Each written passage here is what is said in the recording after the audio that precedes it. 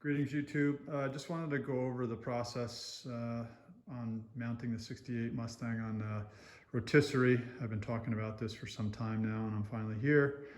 At this point the fiberglass is pretty well roughed in on the front, so I wanted to go over how I'm going to do this. Ideally, if you had a two-post lift, you wouldn't have the challenges that getting these cars up high enough to mount on a rotisserie, and sometimes the quality of the rotisserie also. Our rotisserie here, which I used on our Falcon, is a fairly inexpensive rotisserie. It works okay. There's certainly better on the market, no question about that. So I'm going to use actually my engine hoist to get the car jacked up high enough. And what I'm going to have to do is get the car elevated and secured, and I'm going to use the engine hoist to do that. And I'm just going to go through the process of what in my means and methods. So a few things that I have that help me is, obviously access to welding. I have my own welder set up here so I can make brackets as I need. The front of the car, I've made some extensions to get myself out a little bit further with my rotisserie to do work at the front end of the car, body work wise. What I made was a cross member. So this guy right here is my cross member, just for using the engine hoist for picking purposes only. These brackets, it's ideal to have your mounting points equal on both points. In other words, your rotisserie should be at the same elevation on both sides where you're picking the car from. So both mounting points should be equal. What I did on the rear of the car, I didn't want to, the easy way would be to mount through into the bumper mounts. Number one, those are pretty weak mounting locations. They're on both sides.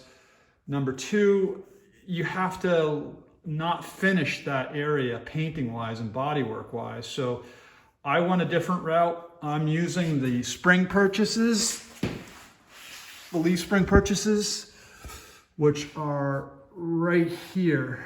The problem that I have with my rotisserie is it's not very rigid connection, so I had to make rigid connections for these. So I can kind of show you what I did. They're very cobbled together, but I made mounts, brackets, and I offset my brackets so I can have the sheet metal on for the GT cutouts, and these will come out through the GT cutouts or the exhaust tips. So I can have all the sheet metal on the car that I can get to do body work and alignment and get things really, really precise, hopefully. So these things are pretty god-awful big and chunky, but basically you have to have, on my rotisserie, because it's not very rigid, I needed a very rigid connection. And I made these little tables that hook underneath the frame rails. These bolt through, they're threaded. I don't need to go over the engineering on it. I think once you see them, everyone can come up with their own system. This is how I did it, and right, wrong, indifferently. On the rear of the trunk, I have this cross member, and I'm going to use that. These go through the frame rails and into the trunk. And I will get these in place and kind of show you how those go in, and that allows me to use the engine hoist on the rear to pick the car up. So one thing you're going to want to do is, once you get your, you have to establish what the rotisserie heights are. So you're going to want to measure what elevation you need to get the car up to. And that's just doing some math. So you're going to measure to the height that you need to get to. And when this thing's leveled up, it's roughly 31.5 inches. Roughly. On a rotisseries, most of them are fairly similar. This section here is what you use to balance the car. This main mast, or for lack of vocabulary, lift, this ram here, the hydraulic ram, you use this to get the car high enough to get clearance to when you rotate the car, it's not hitting the ground. So this is all your strength in getting a car up. If you can get the car to here, that's your goal. I've got this set based on my experience where I know the car is going to be fairly close to be balanced. The higher you can get for this particular rotisserie, in other words, if you can get this up as high as you can and get the car that high, the more the better. Because there's this cam you can use for adjustment.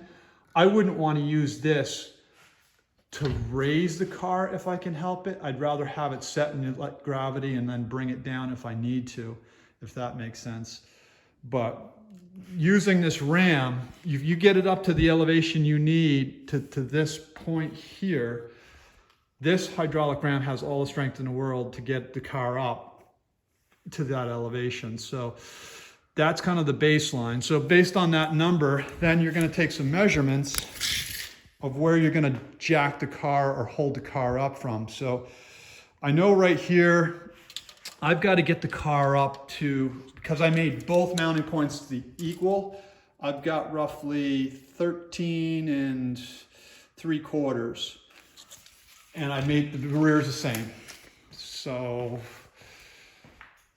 you do the basic math, then you have the areas that you have to jack up. So on the rear, I'm going to the frame rail, which is 8 1/4 inches.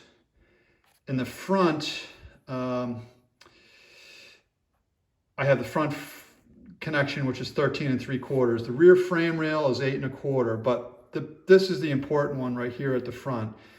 So I know that my rotisserie is roughly 31 1/2, then you just do the math, and I need to get the car up at least 17 3/4 inch.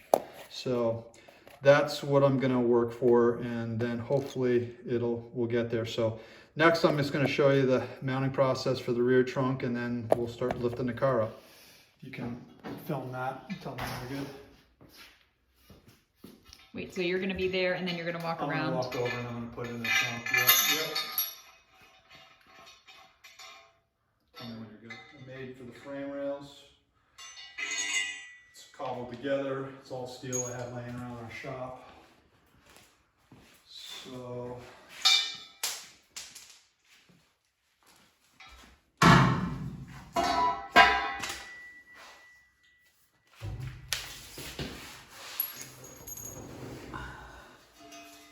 in the Mustang rear frame rails, there's holes that go through. This goes from underneath.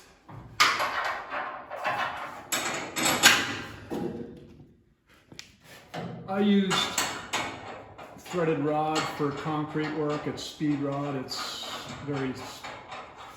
much steeper pitch, but you can use whatever. This is just, they're handy. Speed rod is very handy.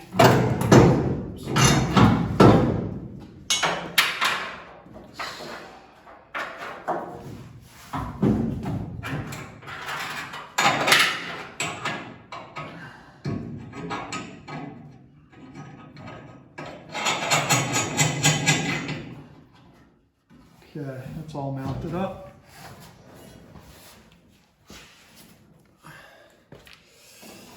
You could shove them from the trunk side too. And bring it up on the trunk. And those threaded rods just come through. And then the cross member and then my lifting point. Yep. So here we are. I've got some things set up at the front end of the car. You've got this cobbled together stack of 2x6s, very easy to fall over. So I have a piece of lumber here that I'm going to tie these blocks together, and I'm going to put these underneath the front wheels.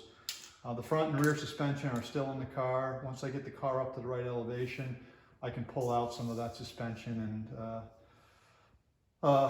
get the car lightened up a little bit on the rotisserie.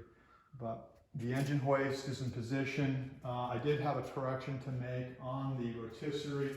when I was measuring to the cross member on the rotisserie, that's actually not my mounting height, obviously. You get it leveled up and you're going to measure off to these brackets here, which was roughly 30.5 inches when it's leveled up. So doing the math that we talked about before, I need something that's at least 16.5 inches tall. So I'm roughly 16 3/4-ish, 17 inches with those blocks. So anyway, with the cross member in place here, we're going to jack this car up and then put the block in and get the front end stabilized.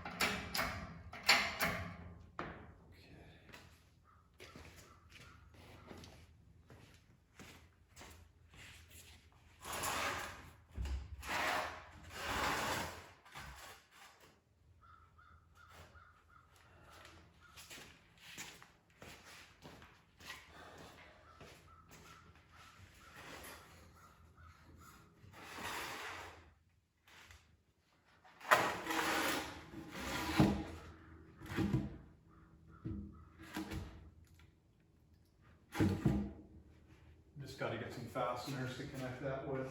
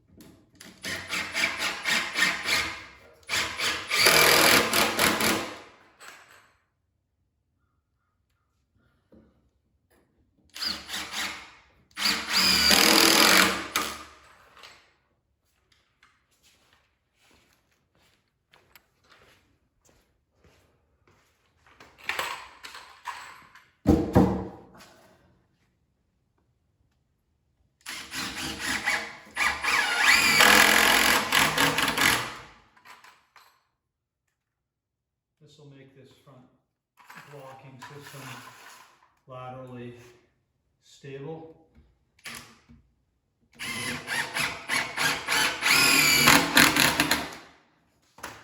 Okay, I'm going to let off on the jack. Actually, before you do that, it's a good idea to put a chock in behind the rear wheel, just in case. Keep that car from potentially rolling back on you. We're going to let her down nice and easy. Put the weight off the jack. Okay, but keep the jack there hooked up just in case, and then just keep it right on the edge of load. Check your placement of your tires, make sure things look and feel fairly stable. Feels pretty good right now before you release that crane. Looks like my placement was Not great on that front block, so I'm going to adjust that front block a little bit before I release this all together. I'll jack this back up. I don't have it centered under the wheel.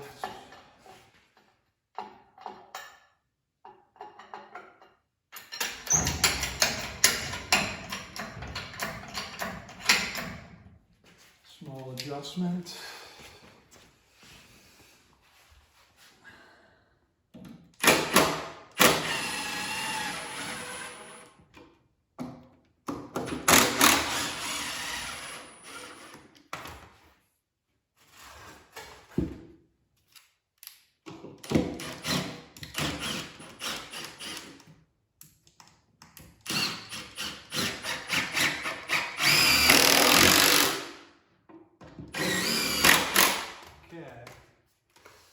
Now centered up, should be stable. Let the car down.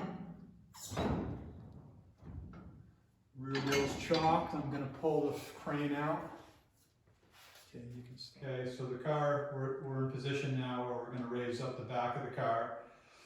You can see the perspective of where it's at on the front blocks, which are cross-tied, so they should be stable.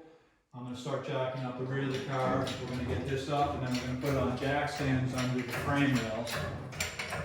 So that's the cross member that we put in through the rear frame rails and through the pan. So the car just got light. You can see it swung a little bit.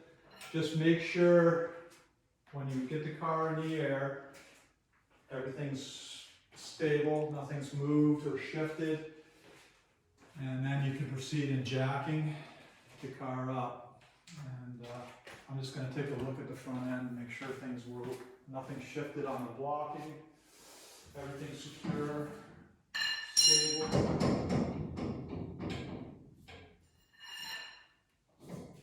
Feels good. So the crane, as you lift up, as long as your floor is smooth, it should sustain itself in position. It should roll backwards or forward. So we're just going to work very cautiously, raise the car up. Ideally, have somebody work with you on this process. Make sure nothing is shifting as you're lifting up. Take your time, get the car up, nice and easy.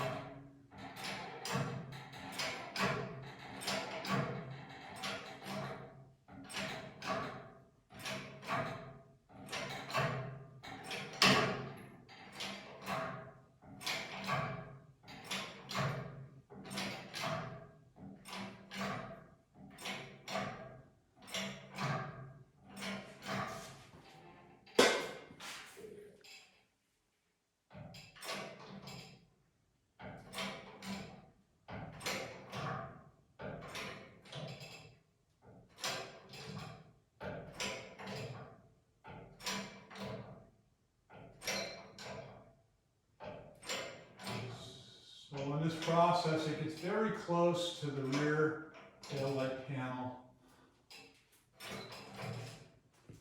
It does clear.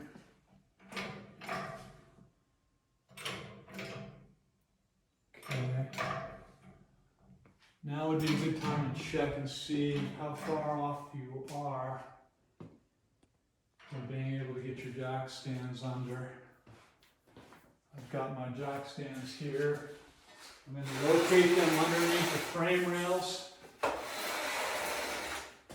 that I installed earlier.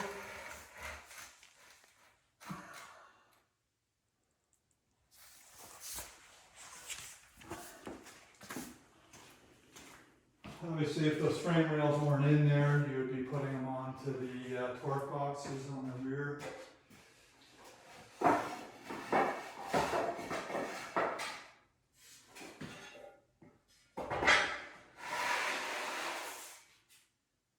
These are standard 6-ton jack stands. I think they're pretty all the same height.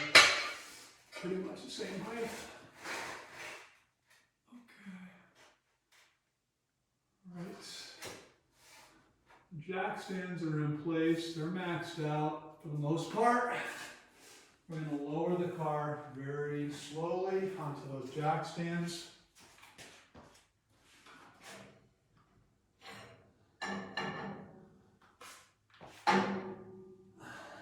Nice and easy onto the jack stands. Lowering the car down onto the jack stands.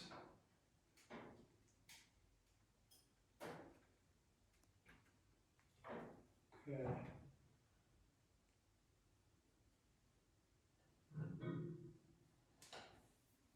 Just want to make sure that jack's, nothing shifts on those.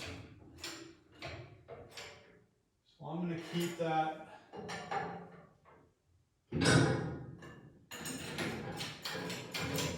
going to keep the crane in position.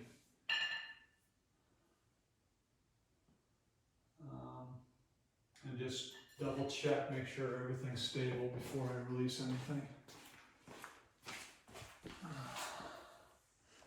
One thing I noticed is the jack stands here, the blocking shifted a little bit, or not shifted, but they look fairly stable, but I'm gonna repick it and just reposition that jack stand just slightly. Not happy with that.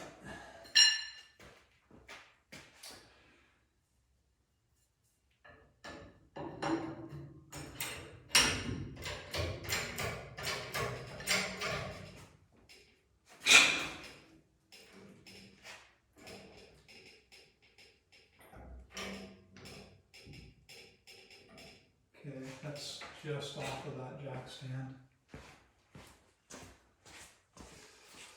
Look at the blocking work.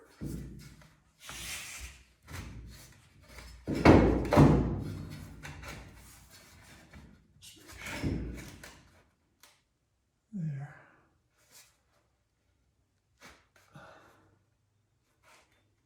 Okay. I'm going to reset the car.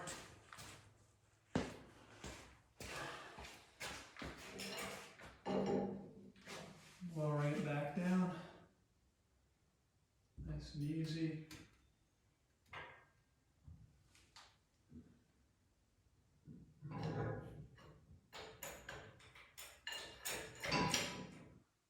Okay.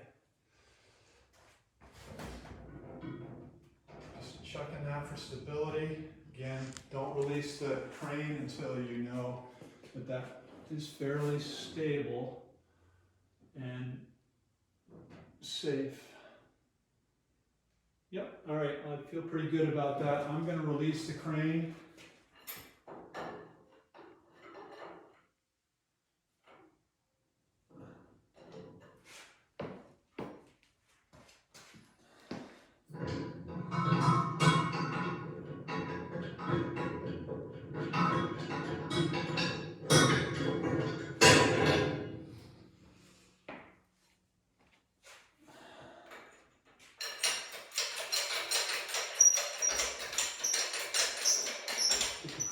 Out of the way, and I have to remove that cross member in the rear trunk to install my mounting points for the rotisserie.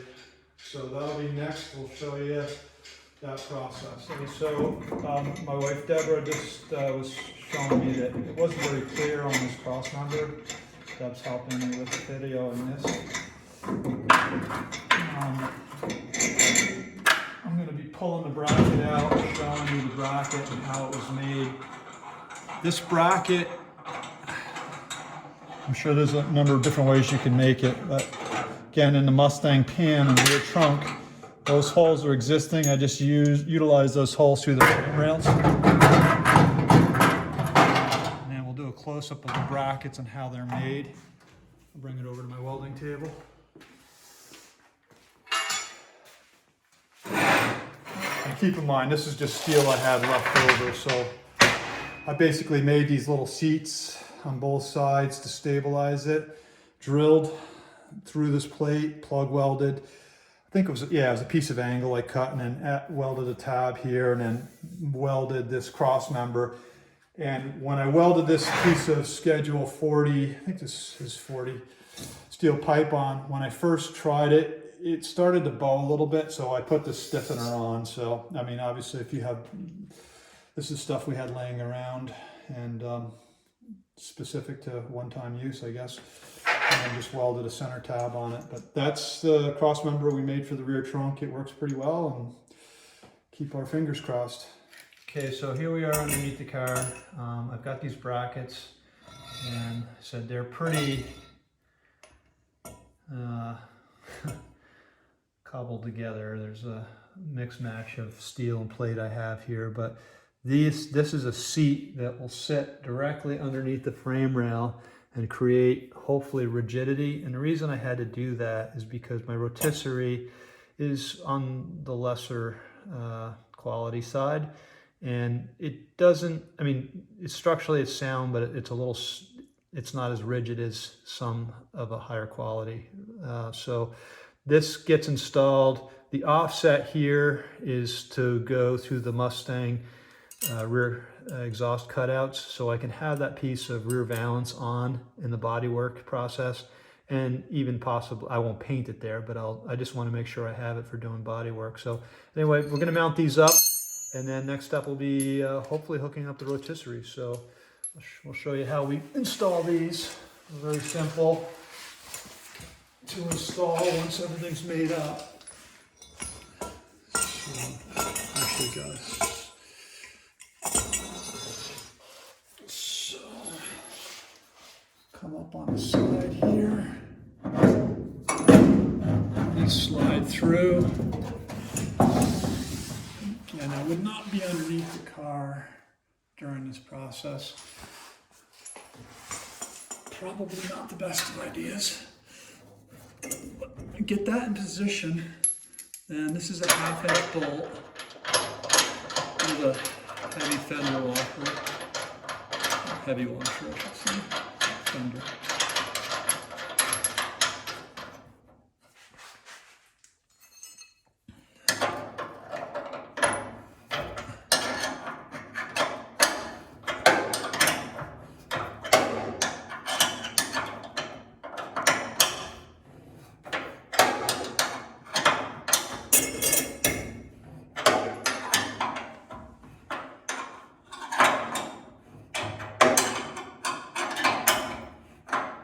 Again, if you wanted to skip this process and bolt it directly to the rear bumper mounts, definitely going to be easier.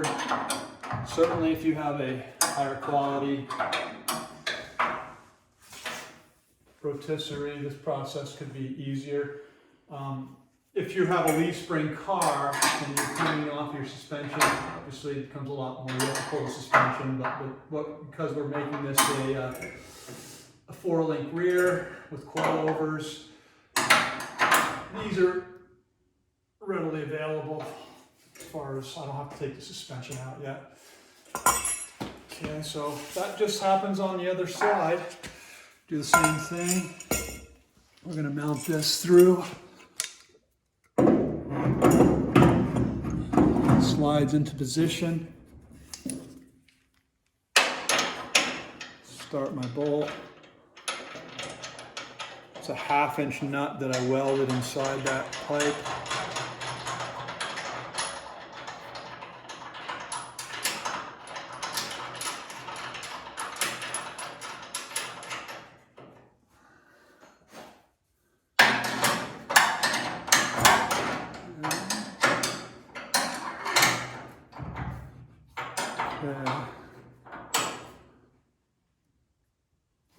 Tighten those up. And the next step is going to be mounting the rotisserie. Point on lowering this rear end. This is obviously a custom rear end for the Rod and Custom rear suspension, which I would not advocate for. I was pretty disappointed, to be honest with you, with the whole process of the Rod and Custom rear end. The front end's a different story, but the rear end would not encourage anyone to get. That aside, I made this bracket for my jack just so I can get the rear end in and out. I'm sure you've all wrestled a 9-inch rear and try to get it in, and its problem is it rotates and it's just a battle to get up.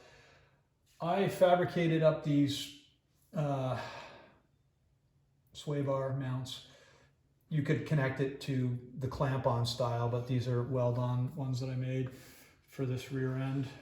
And they sell ones that you can weld on too. But anyway, I just bolted that on, but it helps me control the rear end when I'm taking it down and putting it up. So it should be as simple as just lowering that rear end and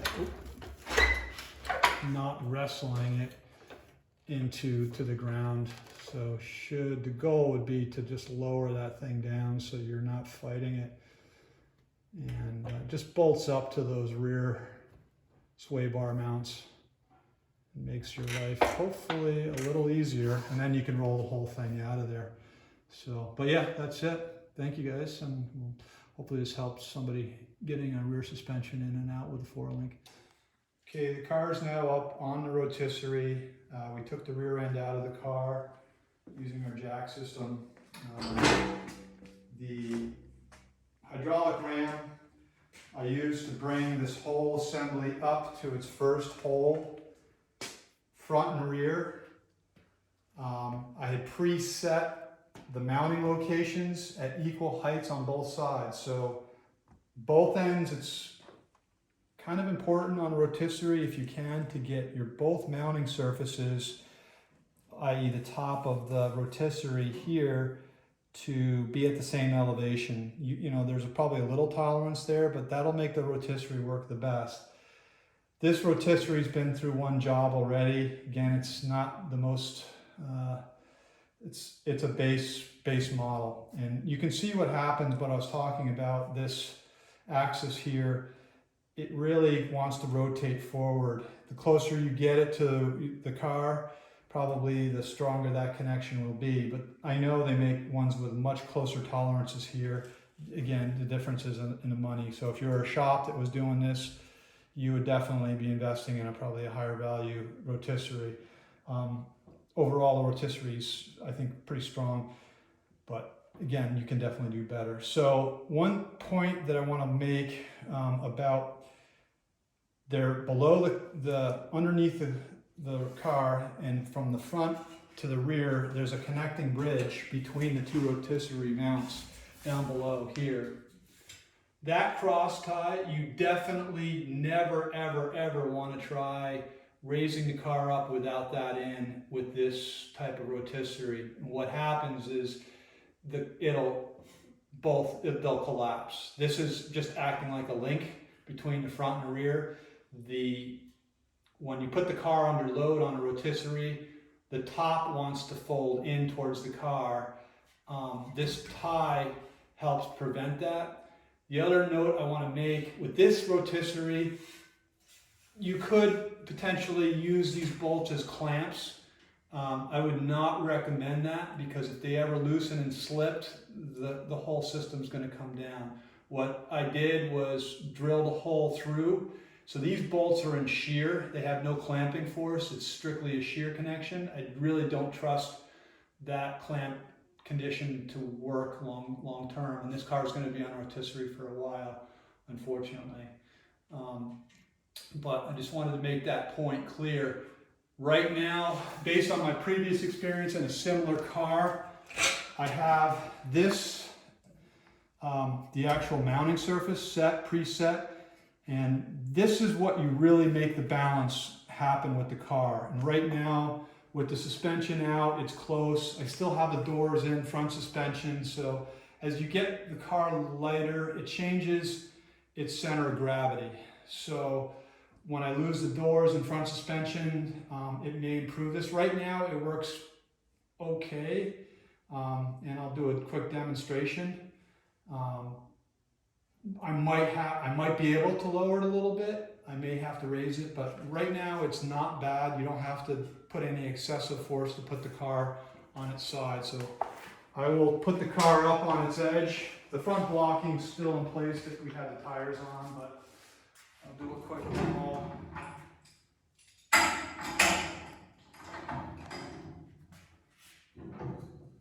So not a lot of force is required to move this car over right now. Again, I do have more weight on this between the fenders and front run suspension, doors. It will change its center of gravity.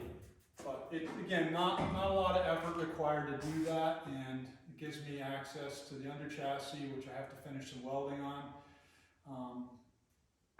Just stuff like that and body work will make it a much easier application. So, but as you can see, if I let off on this, the car isn't quite balanced yet. Personally, I'd rather have it with a lower center of gravity and wanting to come back to being load bearing on the rotisserie versus the opposite where it would want to flip over. I think that's, for me, it makes me feel a little safer. I wouldn't leave the car on its side, walking away from it. You know, when I'm done working for the day, I'm going to put it back in this position. Anyway, hopefully this was helpful. This again is going to be one of those situations where you don't have a 2-post lift. You got to get the car high enough, and you know this is the minimum height for this rotisserie. You know, it's pretty much as low as it's going to go. But yeah, if you have any questions about this one or anything else in this, don't hesitate to ask, and I'm happy to give you any of my experience. I'm sure there's people that have way better systems involved in getting this thing up, but this is how I did it. So hope this helped. Thanks, guys.